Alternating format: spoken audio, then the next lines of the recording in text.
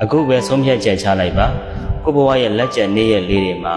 ဘသူကိုမှမမုန်းပဲနဲ့ဘသူကိုမှအညှိုးအတင်းအာဃာတတွေမထားပဲနဲ့ဘဝကိုအေးချမ်းစွာဖြတ်သန်းမယ်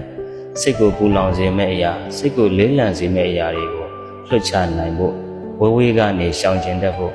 ကြိုးစားနေထိုင်မယ်မျက်ရည်ကျလွယ်တဲ့စိတ်ထားဝမ်းနည်းလွယ်တဲ့စိတ်ထားတွေကိုပြုပြင်ပြီးတော့ကိုယ်အရင်ကလိုခလေးမဆန်တော့ပဲနဲ့အေးချမ်းတည်ငြိမ်စွာဘဝကိုဖြတ်သန်းမယ်မငြိမ်သက်တဲ့စိတ်ထားတွေကိုအေးချမ်းတည်ငြိမ်စွာရှိဖို့လောကဓာတ်တရားတွေကိုအကောင်းဆုံးရင်ဆိုင်နိုင်ဖို့အတွက်တရားများများနာဖြစ်အောင်အချိန်ပိုပေးရမယ်လူဘဝကြီးကိုရုပ်လှခြင်းရုပ်မလှခြင်းနဲ့မတိုင်းတာပဲနဲ့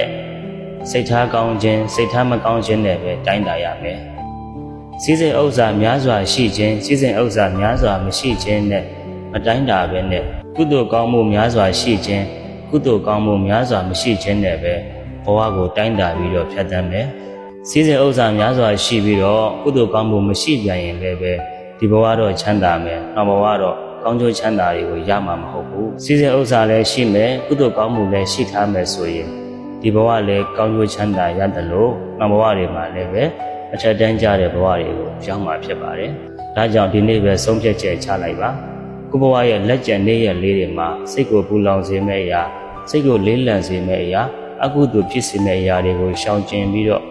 စိတ်ကိုအေးချမ်းစွာထားပြီးတော့ကုသိုလ်ကောင်းမှုတွေများစွာလုပ်ပြီးအေးချမ်းတည်ငြိမ်စွာနဲ့ဘဝကိုဖြတ်သန်းနေထိုင်ပါ